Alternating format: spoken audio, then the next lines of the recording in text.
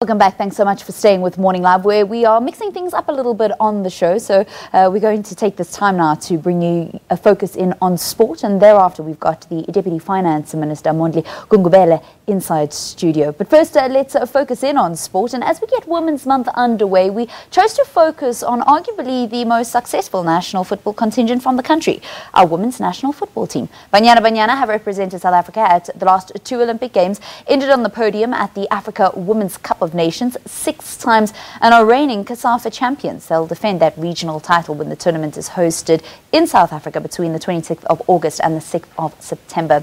Desiree Ellis is the coach of the side, and she joins us now on Morning Live. A very good morning and welcome to the show. Good morning, Valen. I just want to say Happy Women's Month to all the women out there. It should actually be Happy Women's Year because, you know, mothers and women are the mothers of the nation. Let's speak a little bit about the upcoming tournament. It was one where you made history because you won it as a player when you were still playing with Banyana Banyana, and then you went on to win it as a coach. Tell us the kinds of pressure that you're going to be under to defend that title, especially that it's going to be on home soil in a couple of weeks' time. I think pressure comes with being in the national team. But also, I think there will be a little bit of pressure being at home. It's always pressure being at home. But I think last year's tournament showed a lot of character and mental strength from the players. And I think that will hold them in good stead in this tournament. But it's going to be a tough one. But it's part of preparation for the big one later in the year, which is the AFCON. We all know it doubles up as a World Cup qualifier. And this, I think, is ideal preparation. Some would say that Banyana are not our most successful football contingent because we haven't qualified for a World Cup yet. How would you respond to that? Well, you are measured by your success and obviously results as well. But our under-17 team qualified for the World Cup.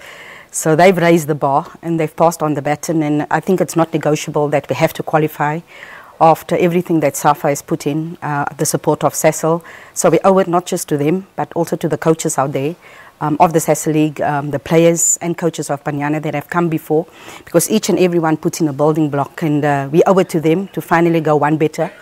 We haven't won the tournament yet, AFCON itself. You know, you go to a tournament and the aim is to win it.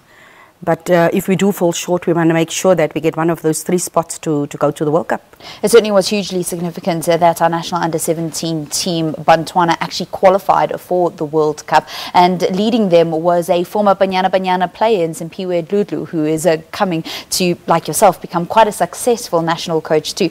I just want to go back to a soundbite that she shared with the media a couple of days ago. And it's about how to continue the success and how women's football needs support.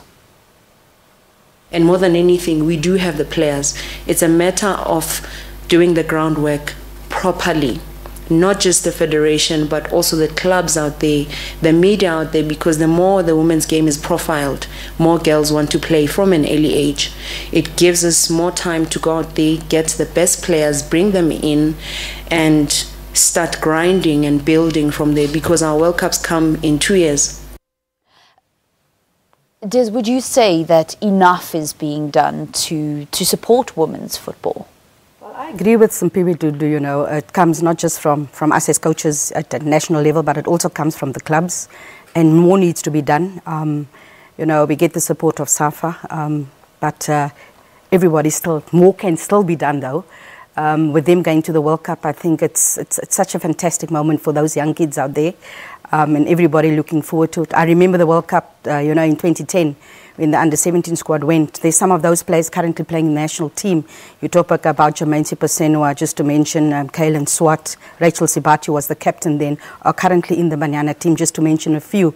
So not success, but qualifying for the World Cup and the experience that they gain, they hold them in good stead going forward. And I absolutely agree with Simpiwe. I suppose you should also measure the success and what Banyana Banyana has been able to do, considering the resources that they have and the fact that we don't yet have a professional women's football league in the country, which a couple of months ago we were promised we're going to see shortly. So we wait with bated breath to see that. Thank you so much. Good luck to yourself and to the team. It is a busy year ahead. First the Cosafa Cup, then the Africa Cup of Nations for women, where a top 3 spot will secure qualification for the World Cup. Thanks for coming on to Morning. Morning Live. Thank you very much, and we hope we can make the country proud.